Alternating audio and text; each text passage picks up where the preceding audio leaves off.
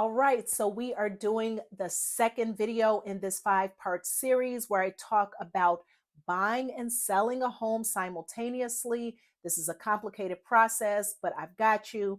We're going to go into option number 2. If you haven't seen the first video or the other ones, make sure you subscribe, click the bell for those notifications so you don't miss anything. Now, let's talk about the second option. Sell and close on your current house and then buy your new house. So let's talk about who this option is for, when do we use it, and some of the pros and cons. So if you're a homeowner that just wants to do one thing at a time, this may be the option for you. There are homeowners out there that don't want to do buying and selling at the same time. It's just overwhelming having two transactions going on at the same time. So this kind of simplifies things from that standpoint. I've also seen clients do this option when they're just not sure where they're going to move to, right? So they may say, Latasha, just sell my home right now.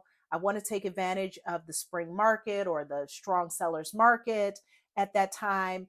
And I'm still kind of feeling out where I want to go. They may be planning to move out of state and maybe they want to spend a little time with family in some different areas to just get a feel for where they want to go. So they're not in a rush on the buying side, but they just want to get their home sold so they can kind of get that part taken care of and then figure out the next move later. I've also had clients choose this option when they want to be able to make a stronger offer on the house that they plan to buy. And so they know they just want to get their house sold first, get that completely closed so that when they go for the next house, they don't have to make any kind of home sale contingency, which is going to put them in a much better position to get their offer accepted. Now, when it comes to the cons, this is where you need to pay close attention. You're going to do two moves when you choose this option. So it can be inconvenient, right? Because think about it. When you sell your current house, you're going to have to move all of your belongings out, probably into a storage unit. Then once you find your new home, now you have to move all of your things a second time out of the storage and into your new home. And the other con is that you'll have to find somewhere to stay temporarily, right? Because we're going to close on your first house. Then we'll look for the house that you are going to buy. And so you'll need somewhere to live in between.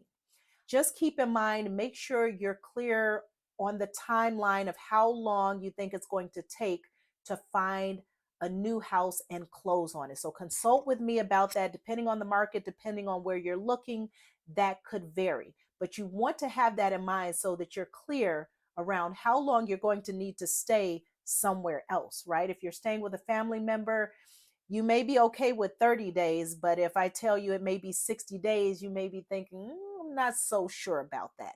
And you want to make sure that you are going to be comfortable. And also, if you're planning to stay with someone rather than in a hotel or something like that, make sure you have that conversation with them beforehand, right? You don't want to sell your house and then call your cousin up and say, hey, I'm going to need to crash there for a month or so. And they go, what? What just happened, right?